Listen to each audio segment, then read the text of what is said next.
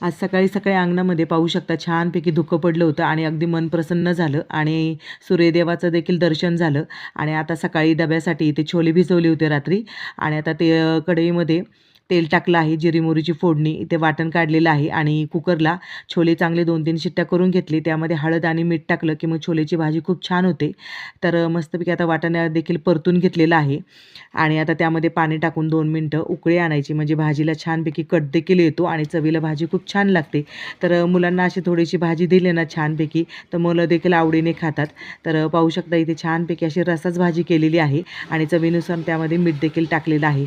आता दुसरीकडे मस्तपैकी अशी गरमागरम चपाती डब्यासाठी केलेली आहे, म्हणजे छोलेची भाजी आणि चपाती छानपैकी केलेली आहे.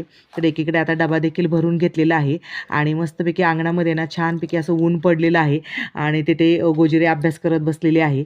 तर कसं आहे ना, मुलांना सकाळी सकाळी खा म्हटलं ना तर खात नाहीत आणि आपण जर हाताने भरवलं तर मुलं आवडीने खातात. तर मग काय करायचं, आईला उपाशी मुलं गेली की मनाला कसं तरी वाटतं. त्याच्यामुळे थोडंसं आपलं भरवलं की मग जरा बरं पडतं जरा आणि मनाला देखील समाधान वाटतं की अरे थोडंसं मुलं खाऊन गेली.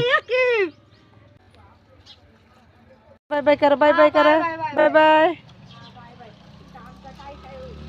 तर 9-9:30 वाजले होते. गोजरीच्या शाळेचा टायमिंग देखील झालेला होता आणि छोलेची रेसिपी जर तुम्हाला फुल पाहिजे असेल तर गोजरी किचन गार्डन चॅनलला तुम्ही पाहू शकता.